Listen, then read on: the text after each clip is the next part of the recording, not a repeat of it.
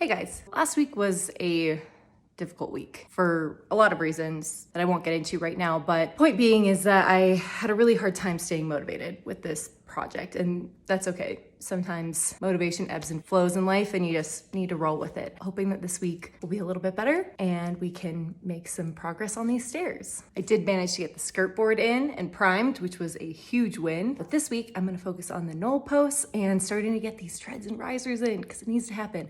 I am tired of living in my living room on a mattress on the floor. It's time. It needs to happen. Okay, so the first thing we need to do is cut down these Newel posts. According to code, the top of the railing needs to be a minimum of 38 inches above the first tread. Now, we don't have the treads in, but I know that they're about an inch tall, so I marked 39. Now, I do want the Newel post to be a little bit above that 39, so I'm probably gonna chop it at 39.5 for this Newel post.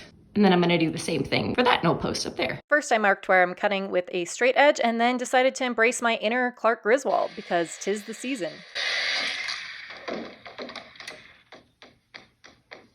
Fix the Newel post! So I didn't really come up with any ideas on how to get this paint stripper off. I mean, there were a couple, but it seemed like it was gonna be about the same amount of work as just sanding it down and putting in the muscles. So we're gonna be sanding it down and putting in the muscle. Lucky for you, time-lapse exists, so you don't have to deal. The good news is that I'm finally finished sanding. It took forever, especially since the paint stripper, when it dries on there, it turns the paint really like gummy and sticky, so it makes it more difficult to get it off. So that was a task. The bad news is that I thought that this was a 4x4 piece of wood. It is not. It is 3 laminated 2x4s. I thought maybe I could get past this. Like, that could look kind of cool, right? Only problem?